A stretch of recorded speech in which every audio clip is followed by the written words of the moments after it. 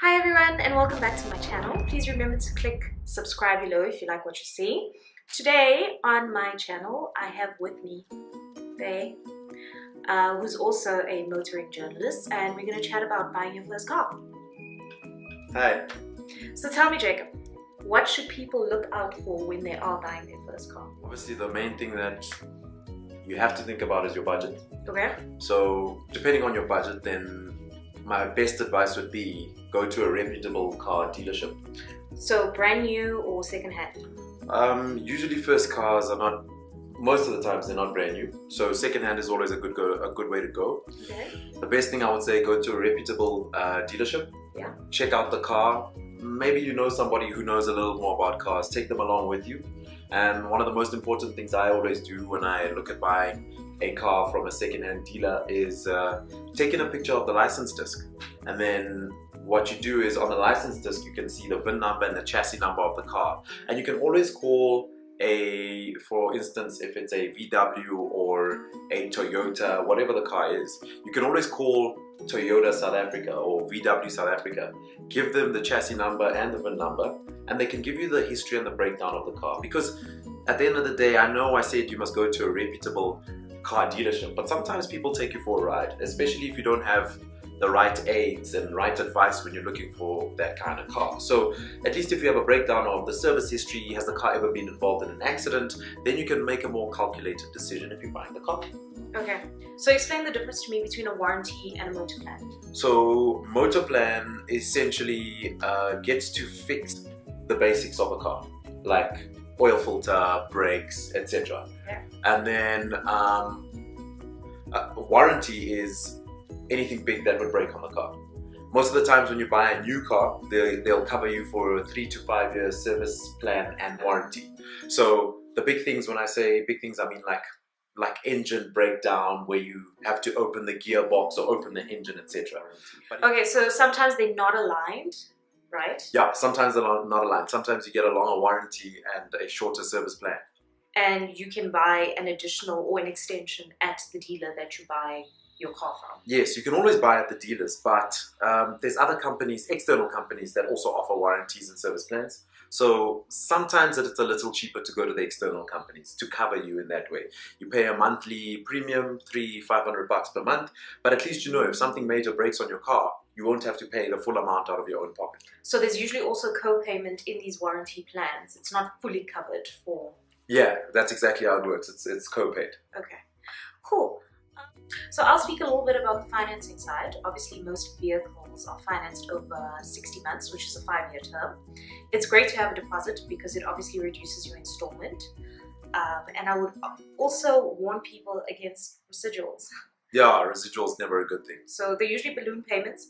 But if you are kind of in a cash-strapped position and you know that within 5 years you'll be able to come up with a lump sum for that residual, you can go that route.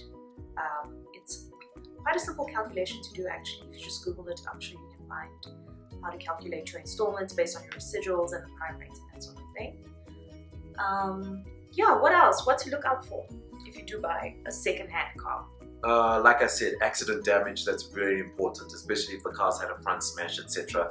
Usually how you'd look out for that is you'd open the bonnet and you'd look on the cradle or behind the grille of the car, and you can see if there's any defects in terms of how, like, is there overspray with the paint, different colors not matching. But that's why it's always important to get the chassis number and the VIN number and look it up directly with the manufacturer, because people lie, dealerships lie, and a report on a car will tell you the truth. Yeah. Yeah, also just generally, maybe the car's had a side swipe or a side smash. It's important to look if the colors match. Always look at a car during the day in sunlight. Don't ever look at a car at night or at your nearest filling station, etc. And then there's also safety aspects behind that. If you're buying the car, it's a private sale.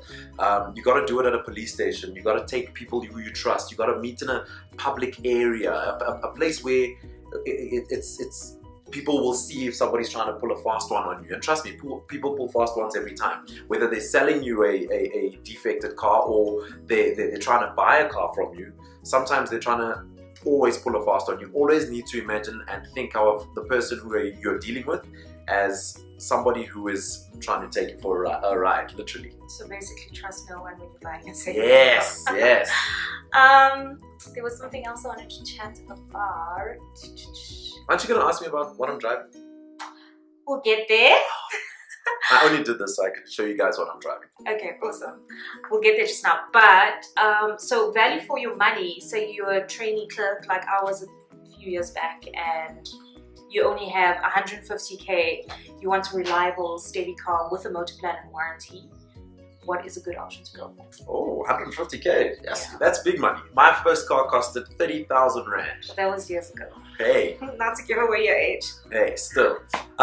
So with 150,000 rand, you can actually get a lot of car. Personal favorite at around that price would be the previous generation Polo Vivo. I'm a big fan of that car. Big fan of the Volkswagen brand generally. Yes. The Toyota Etios, also a very good buy. Ford Figo, that's been doing That quite was my well. first car. And it survived the worst. Yeah, it's been doing quite well. But I think you also need to think about the cheaper cars. There's cheaper cars that come in there, which are also quite good at 100k and less. Yes, believe it or not, a Hyundai Getz is still a great car to buy. If it's got a good service history and 1 or 2 previous owners, I think it would still be a good car to buy, and it's also cheap to maintain. Services on cars like that are quite cheap. Toyota Yaris, the old Toyota Yaris, is still a good, reliable car. What else? What else can I think of? Oh, Hyundai's i10, also brilliant car to drive. What else have I driven? Okay, anything else over there starts, the price starts going a bit too high. So those few that I mentioned are usually the ones that you need to look at, especially those brands, VW, Toyota, Hyundai. Those are reputable and reliable brands, as well as Ford. Okay.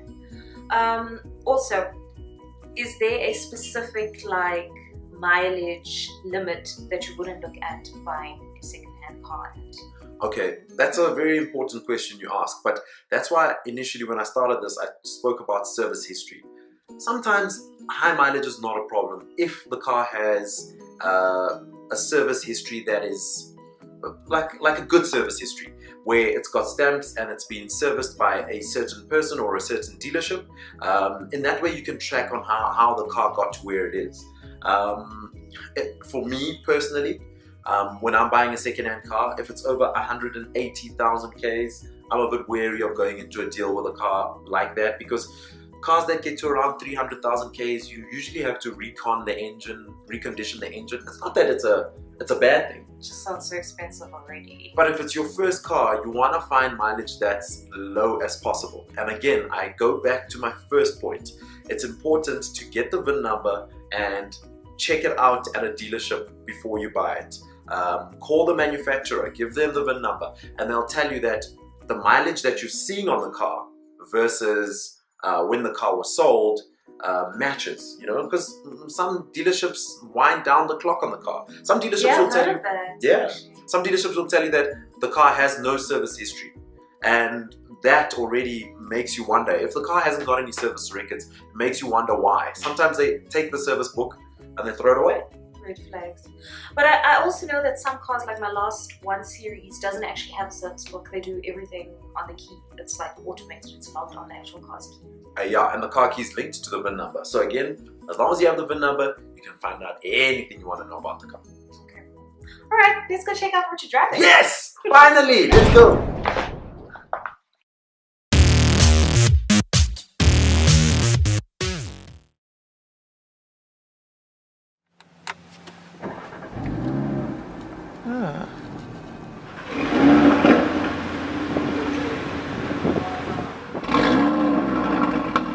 Listen to that.